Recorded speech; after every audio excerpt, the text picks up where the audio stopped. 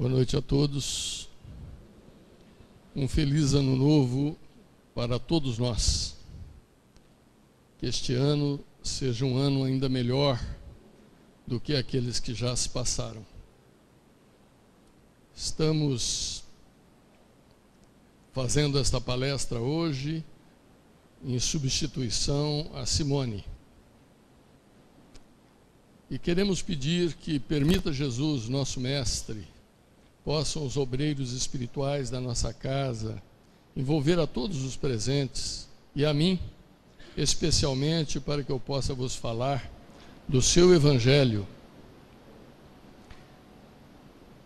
Comemoramos o Natal, muitos de nós entendendo que o Papai Noel era a figura central da festa. Comemoramos o início de um novo ano sob as auspiciosas esperanças de que neste ano que se inicia, os nossos projetos, os nossos objetivos, os nossos planejamentos possam realizar-se, se não integralmente, pelo menos parcialmente. O ano é sempre um ciclo que se inicia e se fecha, em que vamos renovando as nossas esperanças, as nossas expectativas.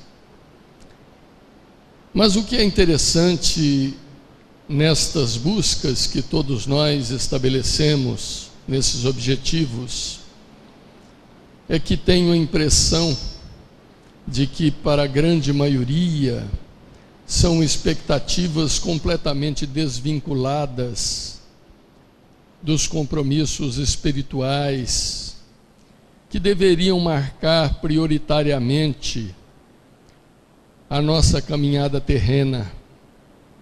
Muito embora é preciso compreendermos que o despertar da consciência para as coisas espirituais é algo que se dá somente através de muitas encarnações e de muitos padecimentos, infelizmente, porque vivemos num mundo de provas e expiações.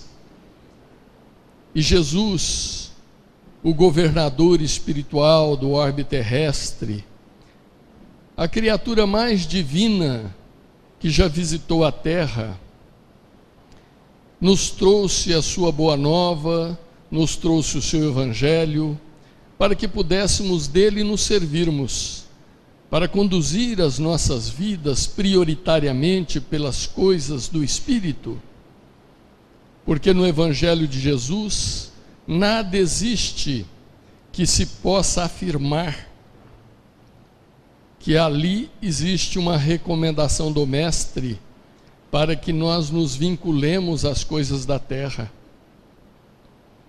Naturalmente, no entendimento daqueles que ainda não despertaram a sua consciência para as coisas espirituais, poderá fazer ilações que criem vinculações com a materialidade, porque Jesus afirma que veio para que nós tenhamos vida, e vida em abundância, e nós outros, vinculados à materialidade como somos, entendemos imediatamente que a abundância é a abundância da materialidade, da riqueza, do ter ao invés de ser.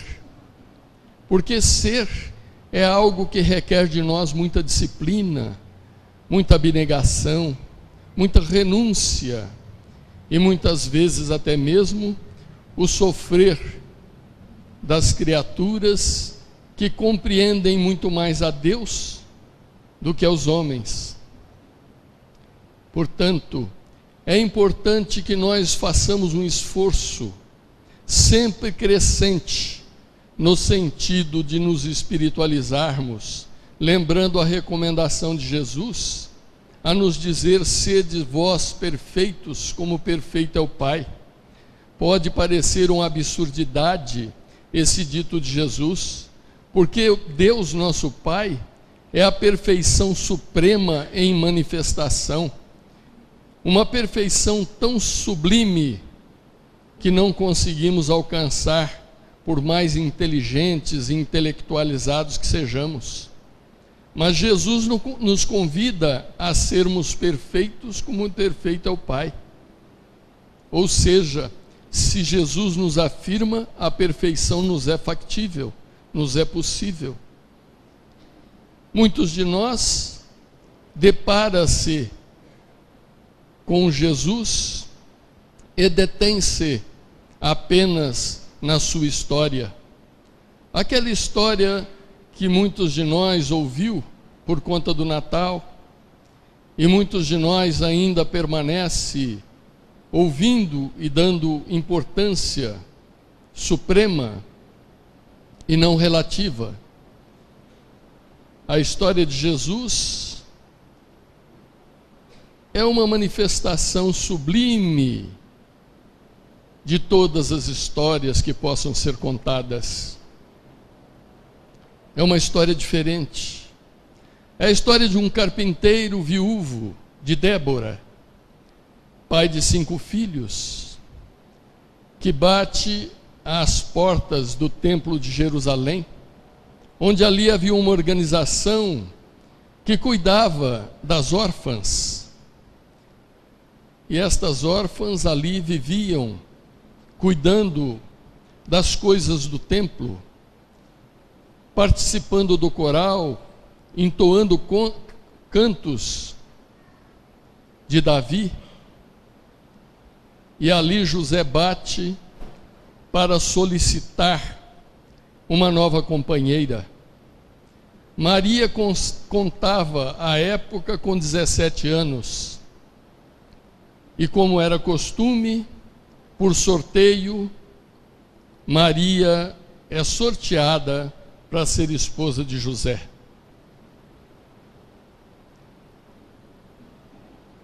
Pela história conhecemos que José tem a revelação que através de Maria nasceria o Redentor, o Messias, há tanto aguardado pelo povo hebreu, que desde há 400 anos aguardava ansiosamente a presença de um profeta. Povo acostumado à presença de profetas, a lhes orientar os passos, estava ansioso porque acreditava que este profeta viria libertá-los, não dos jugos que a materialidade impõe a todos nós, mas do jugo romano, que este novo profeta massacraria o Império Romano, e eles iriam ser o povo escolhido para liderar os demais. Equivocado o pensamento do povo hebreu. Maria também tem a revelação que receberia do seu ventre o Messias. Nasce Jesus em Belém, numa estrebaria, num lugar humilde. E ali recebe as homenagens dos pastores, dos reis magos. E a sua infância não tem grandes descrições nos evangelhos. Existe uma narrativa que fala quando ele estava com 12 anos, ele é encontrado no templo dando aula aos sacerdotes, que surpresos ouviam-no fazendo as interpretações do Torá. Pouca coisa se registrou. Aos 30 anos, João o Batista, seu primo, o precursor da sua vinda, já vinha descendo pelas margens do Rio Jordão, apregoando que o Messias já estava entre eles, e que enquanto ele batizava com água, o Messias os batizaria com fogo. E entendamos aí que o fogo simbólico a que João o Batista referia-se em sendo o batismo que Jesus promoveria, é o simbolismo do fogo que limpa, do fogo que higieniza, do fogo que purifica. Então Jesus é aquele que vem batizar com o fogo purificador. E João Batista desce, como já disse, pelas margens do Jordão, exortando as criaturas a reformularem as suas vidas, os seus conceitos, a reverem os seus caminhos, as suas atitudes. E numa tarde, ele encontra-se no Porto da Passagem, próximo à cidade de Betabara, sentado sobre uma pedra, quando olha pela estrada e vê aproximar-se dele Jesus. E ao achegar-se a ele, Jesus o convoca a batizá-lo.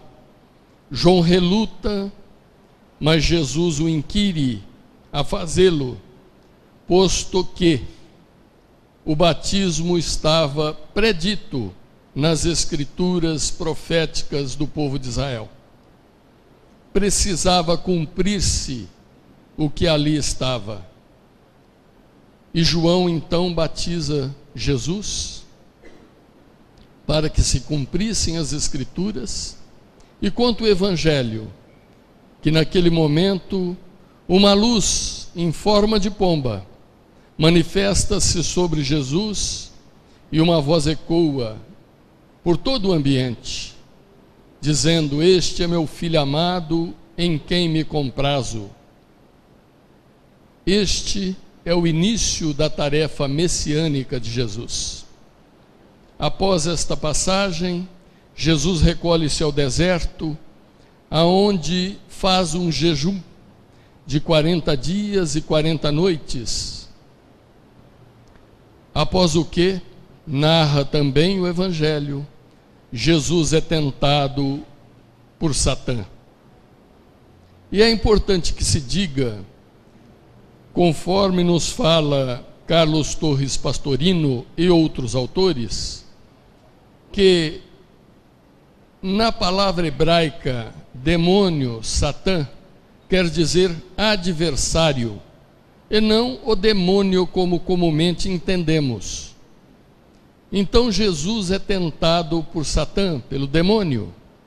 E isto também, no nosso entendimento, é algo que tem um certo simbolismo, porque eu não consigo imaginar que, se esta figura de fato existe, porque nós espíritas entendemos que o Senhor do mal é o mal que se erradica em cada um de nós, que está em cada um de nós, e portanto é um mal que tem um aspecto de coletividade, não de individualidade. Jesus então é tentado pelo demônio. E nesta tentação, o demônio propõe a ele que daria a Jesus todos os reinos do mundo, todos os poderes do mundo, todos os gozos possíveis e imagináveis do mundo, se Jesus se ajoelhasse diante dele e o adorasse. Jesus naturalmente diz que só pode adorar a Deus. Este é um momento que diz e tem muito a ver com o grande drama que marca as nossas vidas, porque quando reencarnamos, a vida nos convida a abraçarmos a materialidade com que ela se manifesta espontaneamente, ou abraçarmos a espiritualidade, que ainda nos é objetivo distante. Mas Jesus, pleno espiritualmente, pleno de Deus, a divindade em manifestação física junto à terra, na individualidade de Jesus, jamais poderia aceitar tal convite. Mas esta é uma passagem importante a nos lembrar do nosso drama, do convite, como já disse, que permanentemente aceitamos, de nos envolvermos profundamente com a materialidade. Importante que se diga que todo esse nosso envolvimento, todo esse nosso apego, tudo isto tem um aspecto de transitoriedade. Isto não é definitivo nas nossas vidas. À medida em que vamos nos saturando dos prazeres que a vida oferece, nós vamos nos afastando destes prazeres, criando uma vacuidade íntima que será naturalmente preenchida pela possibilidade da nossa espiritualização com Jesus.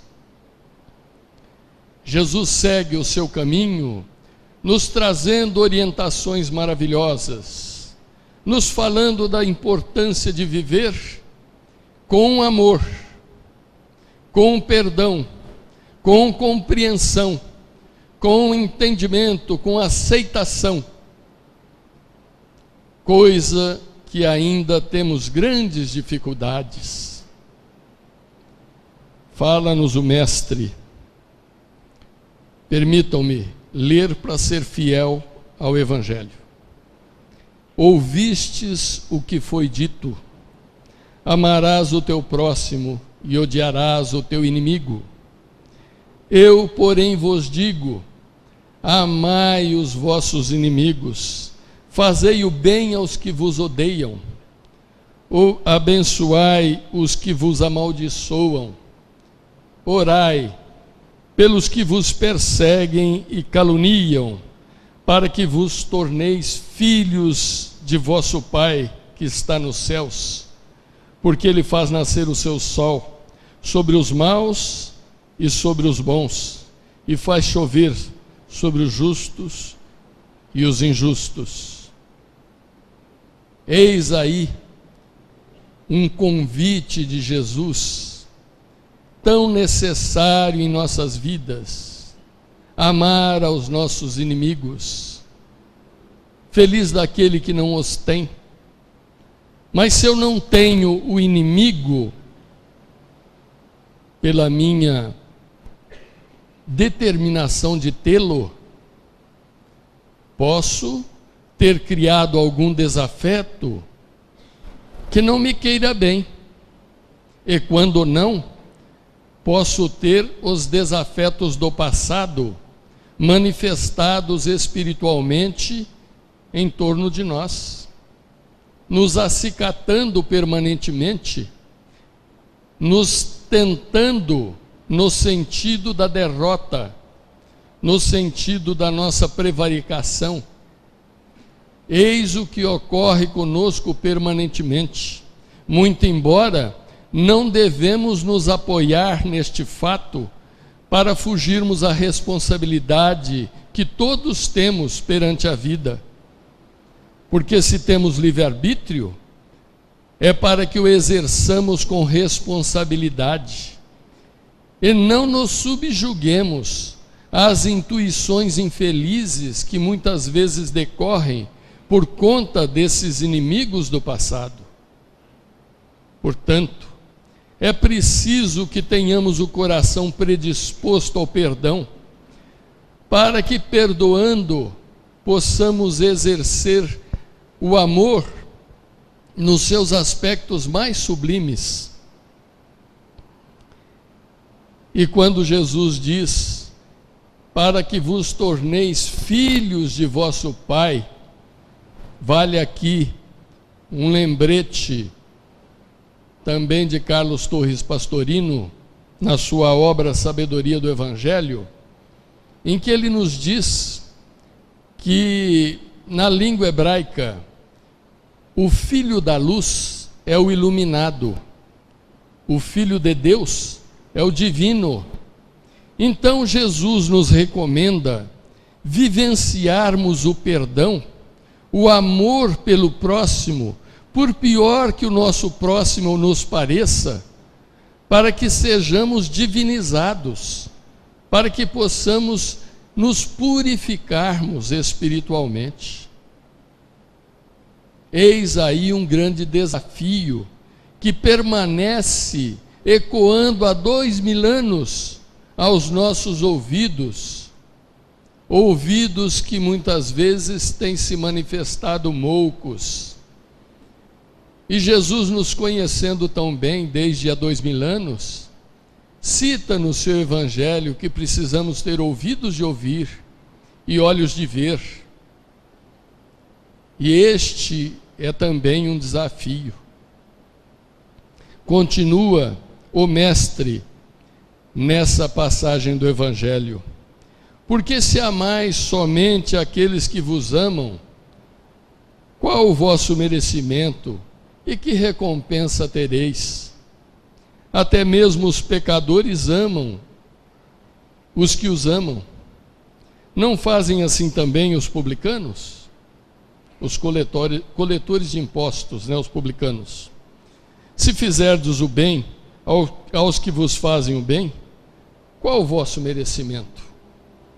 Até os pecadores emprestam aos pecadores para receberem outro tanto. Se saudardes unicamente os vossos irmãos, que fazeis demais que os outros? Não fazem os gentios também o mesmo? Se nós nos dispusermos a amar os que nos amam, fica facinho viver, né? Amar quem nos ama é molinho, é tranquilo. O difícil é amar aquele por quem não temos afinidade, por quem não temos simpatia, por quem não temos nenhuma sintonia que nos una, por aquele que tem uma conduta recriminável. E a recomendação de Jesus é que nós amemos indistintamente, que nos esforcemos para isto. E começa dentro de casa, porque muitas vezes nós observamos que é mais fácil amar aquele filho que acede à nossa orientação, do que aquele rebelde que refuta e foge e nos contraria e nos traz muitas vezes desgostos. Mas é preciso o esforço de amá-lo também, porque se existe esta dificuldade, é preciso aparar as arestas. Nos lembra Jesus: reconciliai-vos com os vossos inimigos, enquanto estais a caminho com eles. Veja bem, estamos encarnados e temos uma oportunidade preciosa de acertarmos as nossas diferenças. Se eu amo e não sou amado, o problema é de quem não me ama. O que nós precisamos compreender é a importância do bem amar, do amar com grandeza, do amar com significação. Agora, tudo isto é um trabalho que nós estamos elaborando ao longo das nossas vidas. São conquistas de muitas encarnações. Não fiquemos tristes porque nós não conseguimos hoje, nessa encarnação, viver plenamente uma recomendação como esta.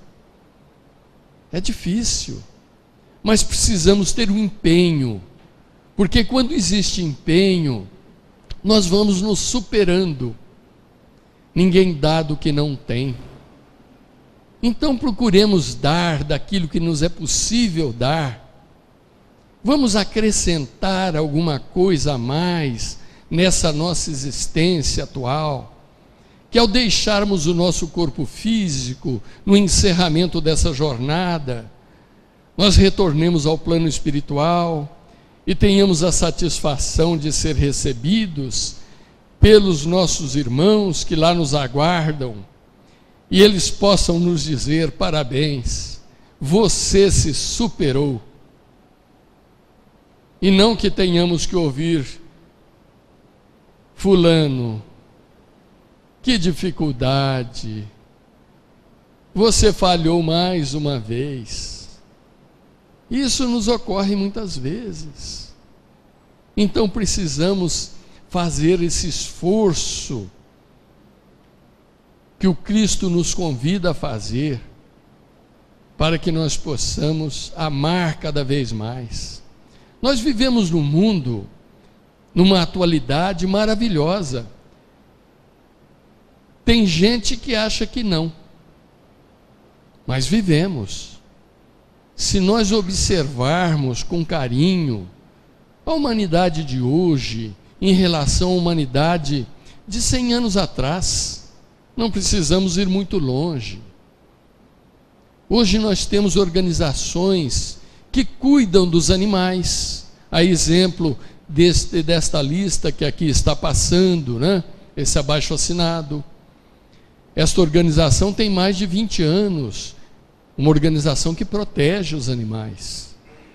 Temos o Estatuto da Criança e do Adolescente, temos o Estatuto da Terceira Idade, temos organismos internacionais como a ONU, como a FAO, nós temos organizações como os Médicos Sem Fronteira, coisas que decorreram do amor que algumas criaturas se permitiram para atender os mais carentes, os mais necessitados, os esquecidos, os desamparados. Jesus nos fala que quando dermos um copo de água fria a um infeliz, a ele estamos dando esta água. Sem contar as pequenas entidades que têm a profunda preocupação amorosa e fraterna de atender uma multidão de criaturas, a exemplo das casas espíritas e outras organizações religiosas, que também o fazem em nome do Cristo. Agora, a construção da riqueza espiritual em nós é trabalho constante. Jesus nos falou, pelo seu evangelho, de coisas maravilhosas. Perguntaram os apóstolos por que ele falava ao povo por parábolas. Ele dizia: eu vos falo das verdades de Deus, porque vós estáis preparados para ouvi-las, mas a eles falo por parábolas, porque as parábolas, elas têm a sua assimilação relativa. Se a pessoa não consegue penetrar na sua essência, mesmo penetrando na sua superficialidade, ela consegue auferir alguma coisa que se acrescente ao seu entendimento. E isso nos faz lembrar da parábola da dracma perdida. Diz a parábola: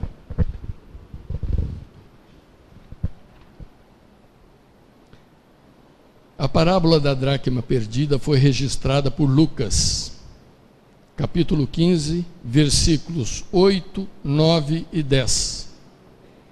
Diz o primeiro versículo: qual é a mulher que, tendo 10 dracmas, se perder uma dracma, não acende o candeeiro, varre a casa e a procura diligentemente até achá-la? Versículo 9: e, achando-a, convoca as amigas e vizinhas, dizendo: alegrai-vos comigo, porque achei o dracma que perdera. Versículo 10: assim, digo-vos, há alegria na presença dos mensageiros de Deus, por um errado que muda a sua mente. Uma dracma, segundo Carlos Torres Pastorino, seria o equivalente a um dia de salário de um trabalhador à época de Jesus. Era uma moeda grega que seria como o dólar hoje, valeria em qualquer lugar. A interpretação que pode ser dada a esta parábola é o seguinte: Jesus nos fala no seu evangelho, e isso eu tenho dito com frequência nas minhas palestras, mas é indispensável dizer: não vos preocupeis em amealhar tesouros na terra, onde a traça rói, a ferrugem come e o ladrão rouba, mas vos preocupeis antes em amealhar tesouros nos céus, onde a traça não come, a ferrugem não rói e o ladrão não rouba. Mas ele também diz numa outra passagem, para que nós possamos entender o que ele quer dizer como tesouros nos céus, ele diz assim: não procureis o reino dos céus aqui ou acolá, porque não encontrareis. O reino dos céus está dentro de vós. Então nós deduzimos que o que Jesus recomenda é que nós criemos um tesouro íntimo, um tesouro em nossa alma. E estas 10 dracmas da mulher é o tesouro que ela havia, simboliza o tesouro que ela havia conquistado ao longo das suas encarnações. Mas eis que ela se dá conta que perdeu uma dracma. E preocupada em encontrar essa dracma, o que ela faz? Primeira providência: acende o candeeiro. O candeeiro representa a iluminação. E o candeeiro representa a iluminação da nossa consciência, porque a nossa casa é a nossa consciência. No Livro dos Espíritos, Kardec pergunta ao Espírito da Verdade: aonde está escrito a lei de Deus? E o Espírito da Verdade responde: na consciência humana. Então a mulher acende o candeeiro para iluminar a sua casa mental. Toma da vassoura e começa a varrer para que possa limpar as sujidades que ali se encontram. Porque as sujidades estariam encobrindo, escondendo essa dracma perdida. Nós podemos depreender daí também aquela recomendação de Jesus: vigiai e orai. Se os nossos pensamentos não são saudáveis, se as nossas mentalizações não são edificantes, a sujidade está na nossa casa. E se, dentre as nossas riquezas, nós tivermos uma dracma que ainda não esteja definitivamente colocada, amalgamada em nosso íntimo, poderemos perdê-la, como a mulher da parábola perdeu a dracma. E aí necessitaremos acender a luz da razão para iluminar a nossa consciência, limpá-la de todas as sujidades que se impõem ao nosso raciocínio, à nossa análise, à nossa conclusão, e assim encontrarmos o valor que estava temporariamente perdido e recolocá-lo em nosso íntimo, passando desta forma a constituir-se conquista definitiva. Depois de achar a dracma, a mulher procura pelas vizinhas e pelas amigas, para contar que havia encontrado o tesouro perdido, a dracma perdida. E o que é que nós fazemos quando nós situamos-nos em algum deslize, em algum escorregão, em alguma atitude inconveniente e nos perdemos temporariamente por ali. E quando nós conseguimos nos libertar daquele emaranhado de coisas sob as quais estávamos subjugados, o que fazemos alegremente, senão contar às pessoas próximas que nós conseguimos nos libertar do mal que nos dificultava o crescimento? Quando deixamos um vício, quando deixei de fumar há 20 anos atrás, que alegria de contar para as pessoas que eu tinha conseguido, depois de 26 anos, abandonar o vício do tabagismo. Foi uma alegria. E as pessoas, às segundas-feiras, no trabalho que o Dorival Pavim, inclusive, participa, quando conseguem libertar-se dos vícios que os subjugam, é uma alegria imensa. E esta mulher, então, revela sua alegria para suas amigas e vizinhas. E assim digo-vos, a alegria na presença dos mensageiros de Deus, por um errado que muda a sua mente. Último versículo. Parece uma coisa que não tem ligação com outra, mas tem. Porque todos nós, particularmente espíritas, sabemos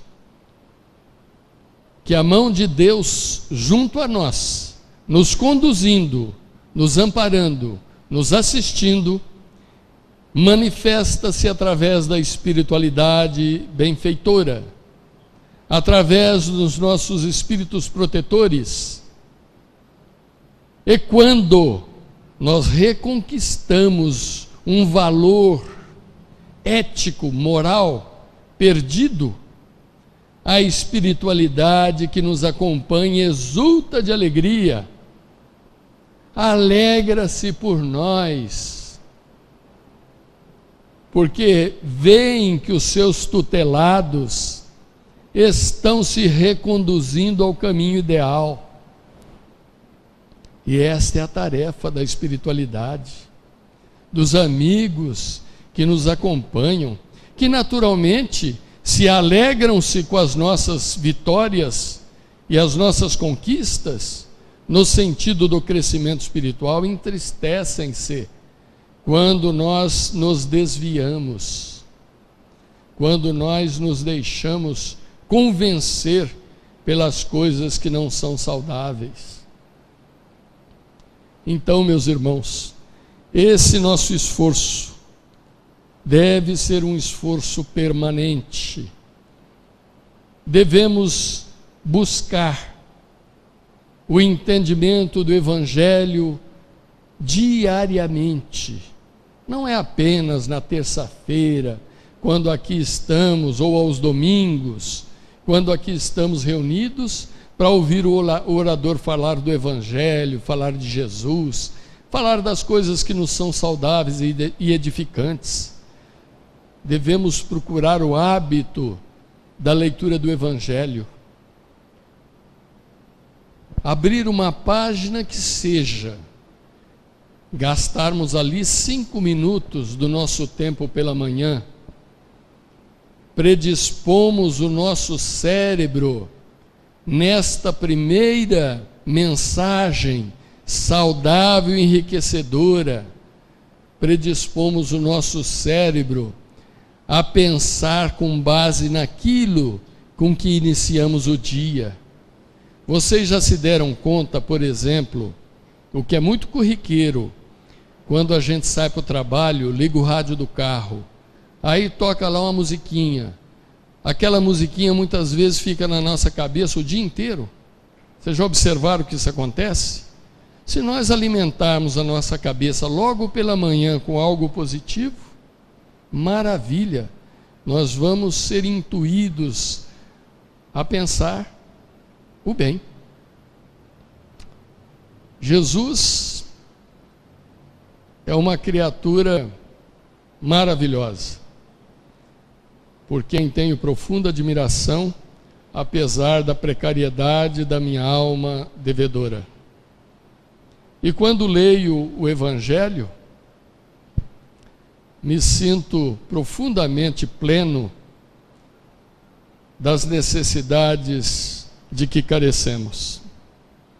E uma das coisas que Jesus disse, que me toca profundamente, é quando ele fala assim: a minha paz vos dou, a minha paz vos deixo, não a dou como o mundo a dá, mas vou-la dou para que permaneça convosco e esteja em vós, e seja grande a vossa alegria. É de arrepiar, não é verdade? A paz que Jesus nos dá, mas a paz que Jesus nos dá não é uma paz que se dá simplesmente como se dá um presente qualquer. A paz que Jesus nos oferece é a paz da realização do Cristo em nós. Assim como Paulo, o apóstolo, num determinado momento da sua trajetória, afirma: já não sou eu quem vivo, o Cristo vive em mim. Mas certamente é preciso que entendamos que não é o Cristo Jesus, mas o Cristo que nele habita, que habita em mim e habita em vocês todos, habita em nós. Porque Jesus afirma: eu estou no Pai, o Pai está em mim. Eu estou em vós e vós estáis em mim. Mas quando Jesus fala que Ele está em nós, não é Jesus a personalidade da qual o Cristo se fez manifestado entre nós, e que, segundo também Carlos Torres Pastorino, a manifestação de Jesus no seu vaso físico foi tão exuberante, foi tão plena, foi tão maravilhosa, que ele anulou a personalidade de Jesus para viver em plenitude o Cristo cósmico que nele estava manifestado. Então, quando ele diz: eu estou em vós e vós estáis em mim, ele está referindo-se à essência divina que nos anima a todos, que é o Cristo em nós, é a centelha divina que está em nós, aguardando que pelo nosso esforço de expansão da inteligência e da consciência, nós possamos fazer a plenitude desta luz que Jesus nos recomenda. Brilhe a vossa luz. E quando Ele nos fala que nos dá a paz, não a dou como o mundo a dá, porque a paz que o mundo dá é uma paz falsa, uma paz mal resolvida, mal entendida. A paz, muitas vezes, que o mundo dá é a paz das conquistas transitórias, e elas são tão verdadeiramente transitórias que, ao desencarnarmos, nada levamos conosco que nos possa ter pertencido materialmente. Deixamos aqui para que outros possam desfrutar e, quando não, brigar por elas. E quando existe a briga, existe o nosso desconforto espiritual. Vocês já imaginaram deixar uma grande herança, chegar ao mundo espiritual e os nossos herdeiros aqui começarem aquela confusão que habitualmente ocorre, e nós lá no mundo espiritual sofrendo as consequências dessas vibrações deletérias que decorrem dos xingamentos que certamente se manifestam nessas ocasiões. Então, meus irmãos, busquemos a paz do Cristo no esforço permanente de conhecê-lo, de saber quem verdadeiramente é o Cristo de Deus. A mais sublime manifestação espiritual que visitou o orbe terrestre. Muitos são os cristãos que, quando se lhes pergunta qual o maior sacrifício de Jesus, eles respondem de imediato: foi o sacrifício na cruz. Mas não. Quem já leu A Caminho da Luz, de Emmanuel, sabe que o grande sacrifício do Mestre foi a redução do seu corpo vibracional para que pudesse estar conosco e nos trazer a boa nova. Este foi o maior sacrifício de Jesus.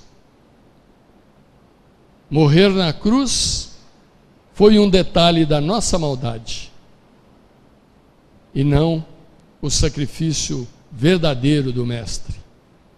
Aqueles que têm um pouco de compreensão do que seja a manifestação da espiritualidade no seu campo vibracional, pode compreender o que tenha sido esse sacrifício.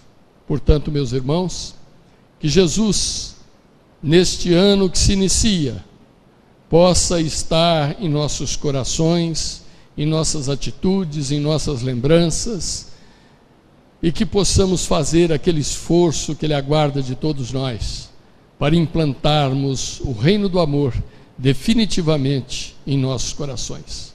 Muito boa noite, muito obrigado a todos.